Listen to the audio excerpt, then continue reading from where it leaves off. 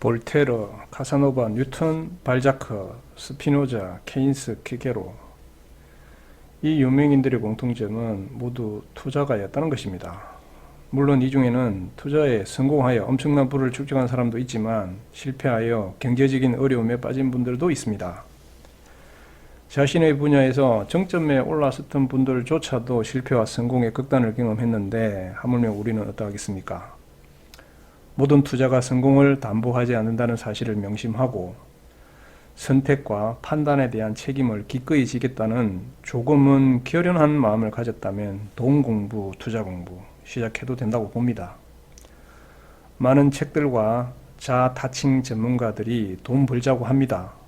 자신의 글과 말이 돈에 대한 진리라고 합니다. 또 그 글들과 말들이 참으로 모두에게 진실했다면 그 책과 말을 듣고 본 사람들은 모두 부자가 되어 있어야 합니다.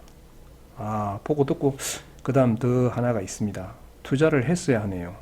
투자에 대한 행동을 했어야 그 결과를 우리가 알 수 있을 테니까요.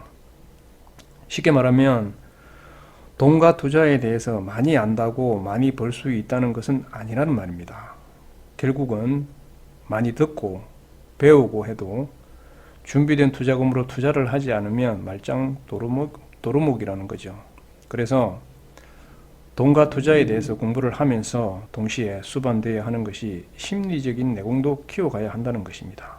그리고 그 모든 행위에 대한 근본적인 준비 단계, 즉 시드먼이라고 하죠. 이것에 대한 대책 마련을 하면서 돈 공부, 투자 공부, 내공 쌓기를 동시에 진행해야 투자에 대한 실패를 줄여나갈 수 있습니다. 물론 처음부터 시드머니가 갖추어진 복 많은 사람이라면 참으로 좋겠죠. 하지만 대부분의 우리는 적은 돈으로 조금이라도 더 벌고 싶어서 은행 이자보다는 조금 더 벌 수 있다고 해서 주식시장에 뛰어듭니다. 가능하면 그런 절박한 돈으로는 투자를 하지 않았으면 합니다.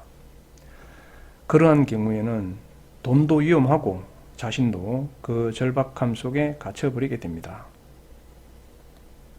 그러면 시드머니에 대한 대책 마련, 이것은 과연 무엇일까요?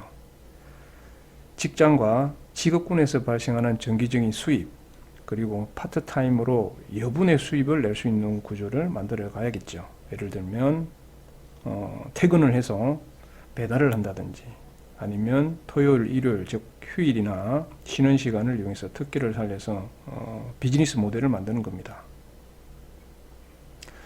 주식으로 돈 벌자가 아니고 투자할 수 있는 목표 시드머니를 좀 구체화해서 설정을 하자는 거죠.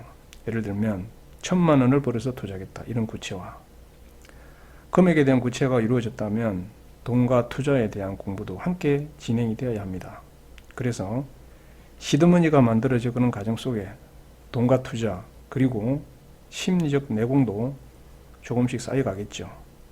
위에 일련의 과정들, 시드머니, 공부, 내공, 이것이 준비되었다면 투자의 세계에 즐겁고 용감하게 뛰어들어도 된다고 생각합니다.